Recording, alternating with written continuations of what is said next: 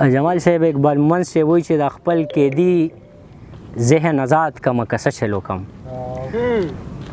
د خپل قیدي ذهن آزاد کمه که څه چلو کم وایم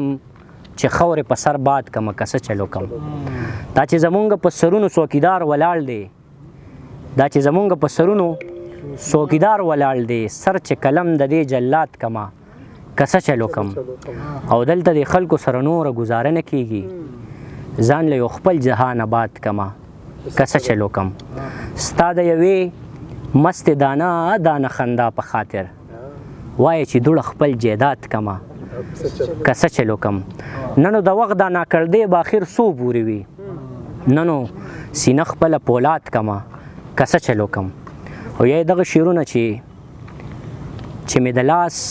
نخ رومالم ساتي از جانان د خدای خوشحالم ساتي او دې سړي ژبه په زنځیر تړلې راز د ماضي ساتي د حالم ساتي دې سړي ژبه په زنځیر تړلې راز د ماضي ساتي د حالم ساتي او دلته په هر ګوټ پیر کې غل ولاړ دی دلته په هر ګوټ پیر کې غل ولاړ دی وسله دې هم ساتي چې معلوم ساتي جمال صاحب دلته په هر ګوټ پیر کې غل ولاړ دی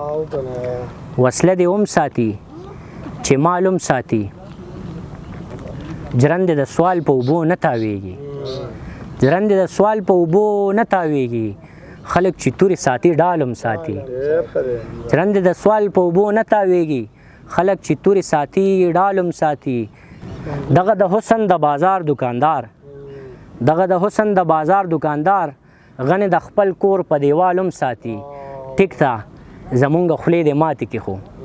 ټیک ته زمونږ خولې د ماتې کې خو هغه د خپله خوله سنبالم ساتي ټیک ته زمونږ خولې د ماتې کې خو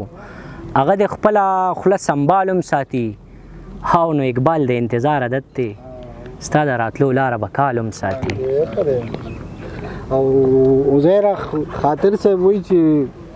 حق د خور نه مني خو لاس کې تسبیح زړې کړې بې باز ورسې په جومات کې مصلې زړې کړې او ډېر غریبان دي د علاج په تمه کټو خوړل ډېرو شتمنو په بکسونو کې پیسې زړې او کنه یار او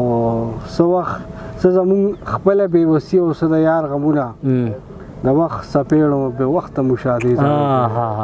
او چېرته سبا رانه غوښتنه د خپل حق ونه کړي دلته یو شیخ د خپلې خویندې په دې زړې خاطره دومره د غربت غېږ کې مې ژوند کړی دی ما له به راغلی چې د خان زوی په جامې زړې